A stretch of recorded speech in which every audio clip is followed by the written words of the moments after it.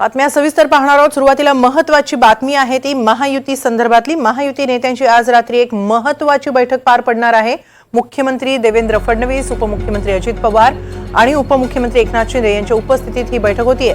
विधानसभा अध्यक्षपदाची निवडणूक तसंच खाते वाटपासंदर्भात बैठक होणार आहे। मंत्रिमंडळाचा फॉर्म्युला आजच ठरू शकतो अशी ही चर्चा आहे।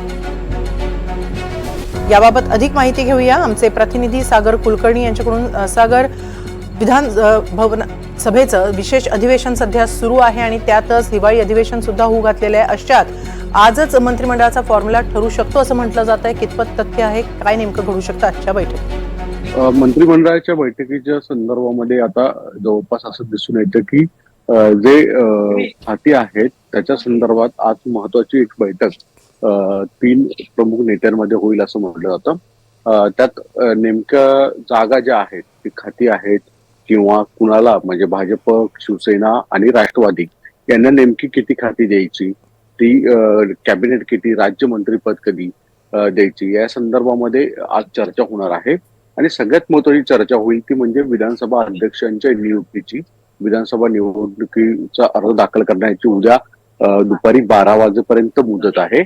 आज रात्री महायुतीच्या प्रमुख नेत्यांची बैठक होईल, ज्याच्यामध्ये राहुल नार्वेकर यांना परत एकदा संधी द्यावी का, की अन्य पर्यायी काही भाजपाची ज्येष्ठ नावं आहेत नेत्यांची, त्यांच्यापैकी कुणाचं सिलेक्शन करावं का, या संदर्भात अंतिम निर्णय होईल असं म्हटलं जातं। प्रामुख्याने 2 दिवस पुढे आता अधिवेशन आहे। 9 तारखेला विशेष अधिवेशन संपणार आहे।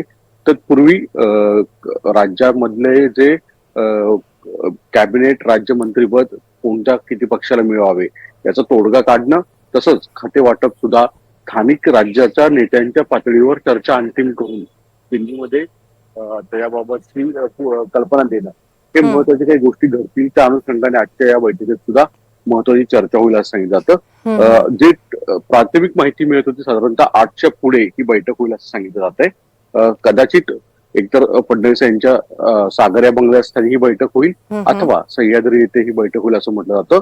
रात्री उशिरा हे तिन्ही प्रमुख पक्षाचे नेते एकत्रित भेटतील आणि चर्चा करतील असंही सांगितलं गेलेलं आहे। हिमाली, धन्यवाद सागर, आपण दिलेल्या या सविस्तर माहितीबद्दल।